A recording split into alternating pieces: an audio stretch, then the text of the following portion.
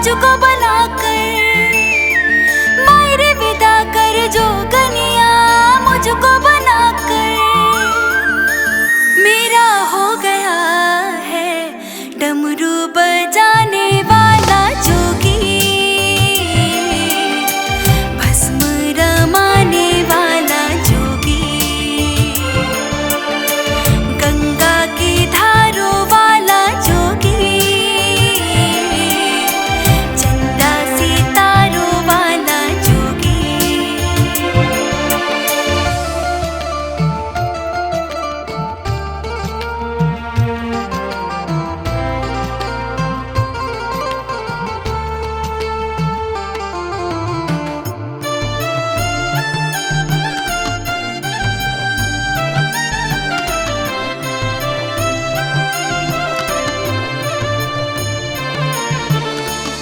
ध्यान लगाने वाला भोला भाला माई रे, जोग जगा गया कैलाश वाला माई रे, कैलाश वाला माई रे।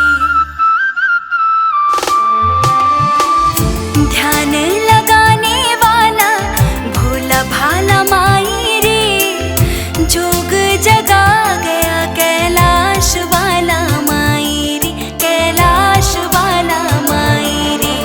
महल अटारी क्या होगी ये दौलत सारी, महल अटारी क्या होगी ये दौलत सारी।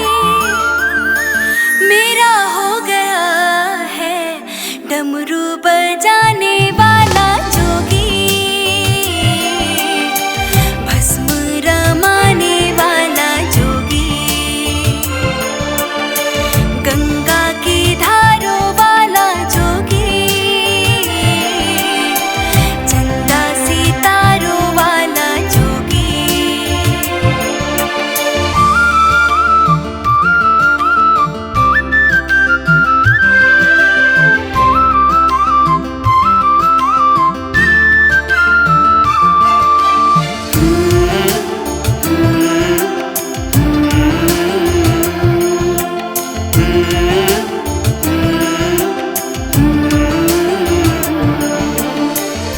उसमें हूँ मैं भी आधा, मुझ में वो आधा है। ऐसा लगता है ये जन्मों जन्मों का नाता